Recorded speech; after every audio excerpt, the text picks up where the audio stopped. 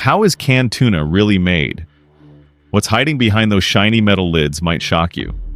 In a $2.7 billion industry, feeding millions of Americans each week, the truth about how that tuna gets from ocean to shelf has been buried under layers of steam chemicals and clever marketing. You think you're eating clean, heart-healthy protein, but some cans contain more mercury than safety guidelines allow, and others come from fisheries flagged for labor abuse or illegal practices. And that's just the beginning. What if the tuna you trust most isn't even the species you think it is?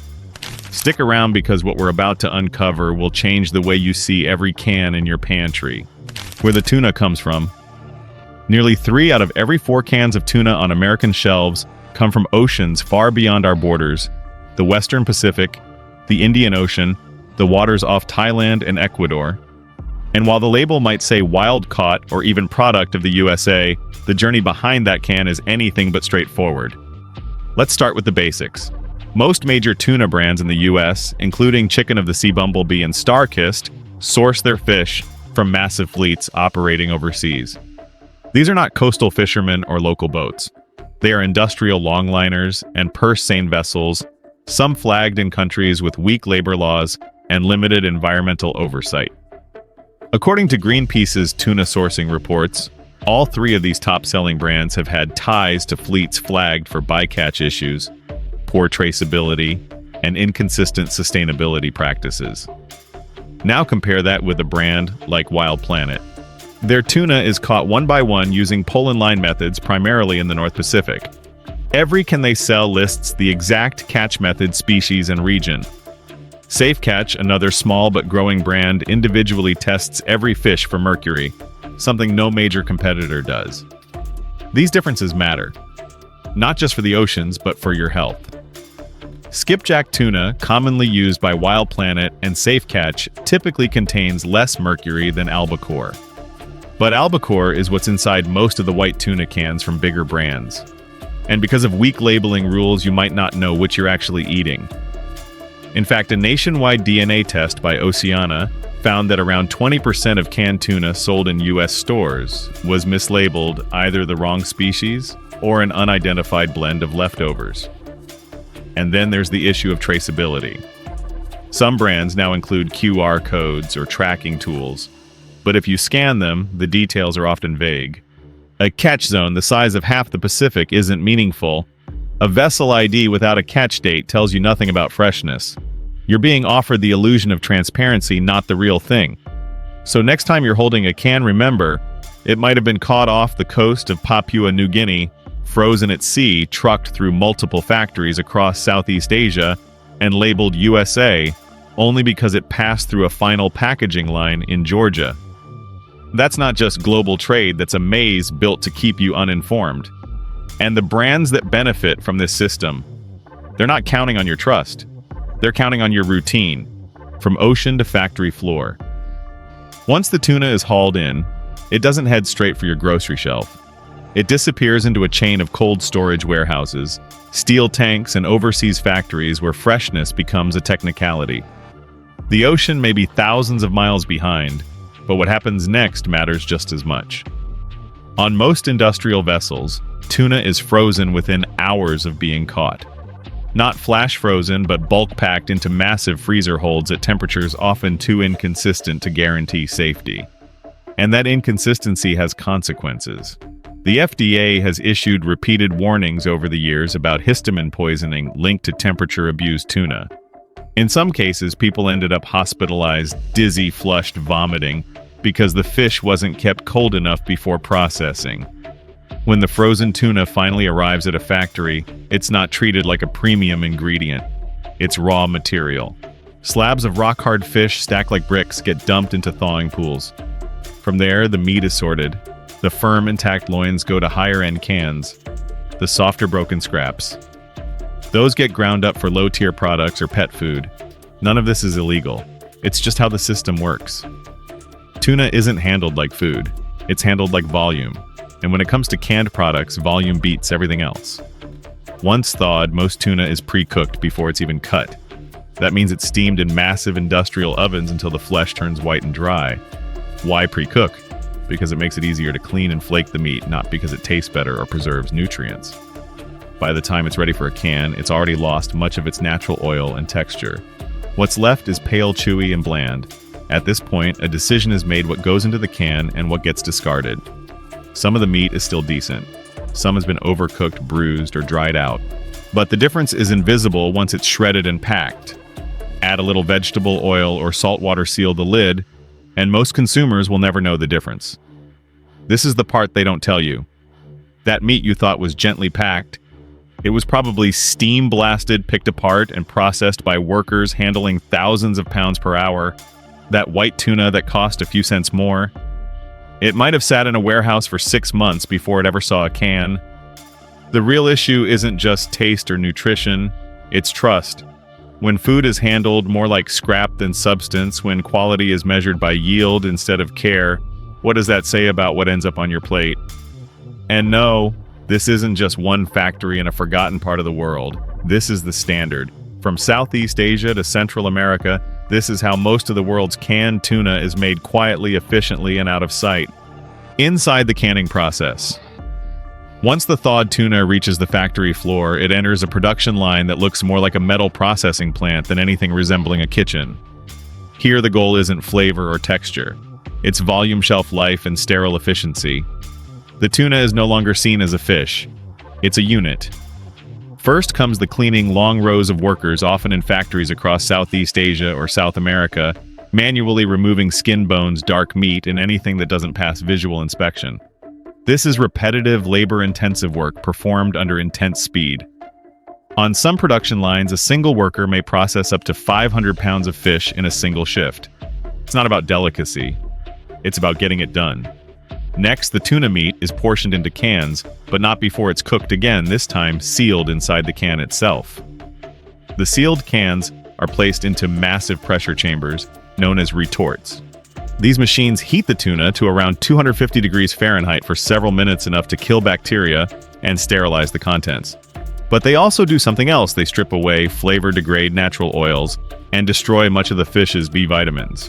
What comes out isn't what went in. The can is technically safe, yes, but nutritionally poorer. And that lost oil, it's not replaced with the same richness.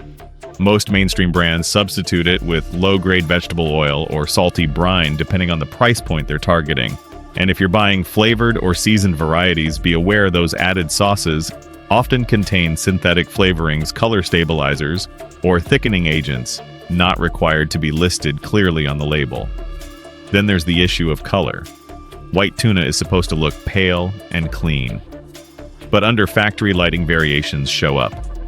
To address this, some processors have turned to treatments designed to improve appearance.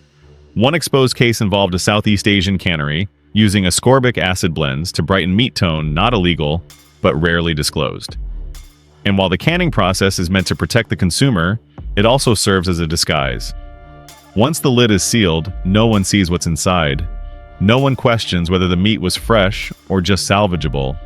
No one sees if the fish had freezer burn, or if it sat in storage for months before being processed. In one industry audit, some canned tuna was found to have been warehoused for over 6 months prior to final packaging. Let's talk about species. White tuna, the one marketed as premium, is usually albacore. It also contains on average 2 to 3 times more mercury than skipjack, the smaller cousin used in most light tuna. That difference matters especially for children, pregnant women, or older adults managing chronic health conditions. Yet many consumers still confuse the two, especially when brands blend meats or use vague naming to mask what's really in the can. And here's the twist. While albacore is more expensive and considered cleaner looking, it's also more likely to be sourced from deep ocean longliners, the very vessels most associated with high bycatch and environmental damage. Meanwhile, some skipjack brands often overlooked come from pole and line fisheries with far better ecological records. So in the end, the story isn't just about how tuna is canned, it's about how much of that story you're never told. The heat, the handling, the substitutions, the quiet trade-offs, all sealed behind a metal lid you open without a second thought. That's the part that should make you stop. Not just what's in the can, but how much was done to make sure you never question it. Label tricks and brand deceptions. On the surface, canned tuna packaging speaks in the language of trust. Wild caught, dolphin safe, 100% natural. But once you scratch beyond the surface, those words begin to lose their meaning, or worse, reveal how little they're required to mean in the first place. Start with dolphin safe. Most Americans assume it guarantees that no dolphins were harmed in the making of their tuna. But the truth is, the label doesn't rely on direct observation. It often depends on captains self-reporting their own practices. There is no independent observer on every boat. In fact, entire fleets operating under this label have been flagged for using nets that still trap and kill dolphins along with sharks and sea turtles. It's not a promise. It's a branding tool. Then there's white tuna. By law, this label is supposed to refer exclusively to albacore. But repeated tests have found cans labeled white that contain mixtures of other fish. Some blends are deliberate, done to cut costs. Others are simply the result of poor oversight. Either way, what ends up in your sandwich might not be what you paid for. And unless you send it to a lab, you'd never know. The phrase "product of the USA" offers yet another layer of confusion. Many consumers believe it means the tuna was caught or canned in American territory. But in reality, all it takes is for the final labeling or minor processing to happen domestically. A fish caught off the coast of Indonesia, frozen in Thailand, and canned in Vietnam can legally carry that label if it's packed or flavored inside a U.S. facility. It's not a lie, but it's a loophole big enough to sail a cargo ship through. Brand reputation doesn't always protect you either. StarKist, one of the biggest names in the market, faced a class action lawsuit in 2018 for underfilling cans, giving consumers less product than promised. Bumblebee was fined for price fixing with competitors. And Chicken of the Sea has been scrutinized for sourcing practices that lacked third-party transparency. These aren't rare exceptions. These are the brands dominating grocery shelves. Even the way tuna is categorized can be misleading. Light tuna can include skipjack, yellowfin, and even tongues of broken albacore scraps, whatever's cheaper at the time. It's a flexible term, not a guarantee. And for shoppers comparing labels side by side, those blurred lines turn grocery decisions into guesswork. Meanwhile, smaller companies like Safe Catch and Wild Planet go the extra mile. They disclose catch method region and test for mercury in every batch. But those brands remain the minority, and they cost more, a barrier for families trying to stretch every grocery dollar. So the question isn't whether deception is happening, it's how normalized it's become. The labeling tricks are subtle, legal, and engineered to give just enough truth to keep you from asking more. But once you've seen the gap between what's printed and what's real, it becomes harder to close your eyes again. Hidden health concerns. Canned tuna has long been praised as a lean source of protein. That's the narrative. But peel back the lid, and you'll find a darker truth hiding beneath those perfectly stacked flakes. What you're eating may be low in fat, but it's far from harmless. Start with mercury, the silent threat no label wants to discuss. Tuna is a predatory fish, which means it sits high on the ocean food chain. It accumulates mercury from the smaller fish it consumes, and over time that buildup becomes a serious health risk. The FDA itself warns that albacore tuna contains nearly 3 times as much mercury as skipjack, and yet many brands label both under vague terms like light or white, hoping you don't notice the difference. In one widely cited study, nearly 1 in 5 tuna samples exceeded the EPA's recommended mercury limits for vulnerable populations like children and pregnant women. But mercury isn't the only threat. Bisphenol, better known as BPA, is still used in the lining of many canned food containers, despite growing evidence linking it to hormone disruption, reproductive harm, and increased cancer risk. Some brands have quietly moved toward BPA-free linings, but for many others it's business as usual. And the worst part, there's no requirement to list it clearly on the label. So unless the brand tells you outright, you're playing a guessing game every time you reach for that can.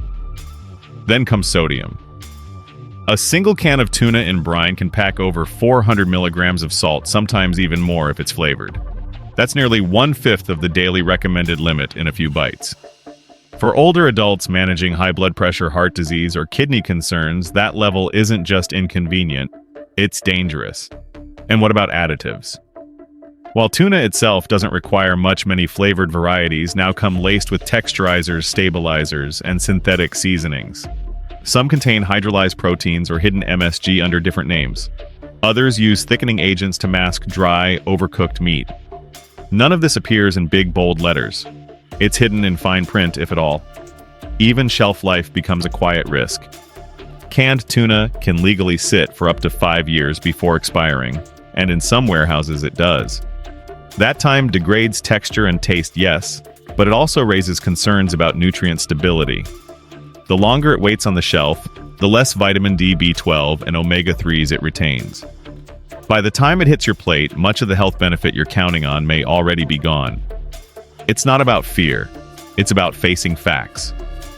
The tuna industry counts on consumers staying in the dark, trusting the image of clean, flaky fish in a tidy tin.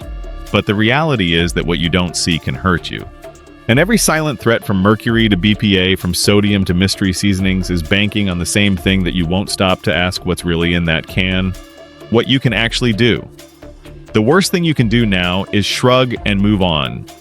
That's exactly what this industry expects.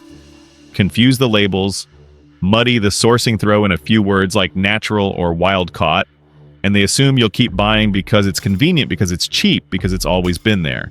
But you don't have to play along. Start by choosing brands that prove their sourcing. Not all canned tuna is created equal. Safe Catch tests every fish for mercury, not just one out of every few batches. Wild Planet catches their tuna using pole and line methods one at a time, not with giant nets that kill whatever gets in the way. These aren't marketing gimmicks. They're traceable actions. And they tell you where your food comes from, how it was caught, and what species you're really eating. If a label won't say where the fish came from or how it was caught, that's not an oversight. That's a decision. And in this system, silence is rarely innocent. Next, avoid flavored varieties whenever possible.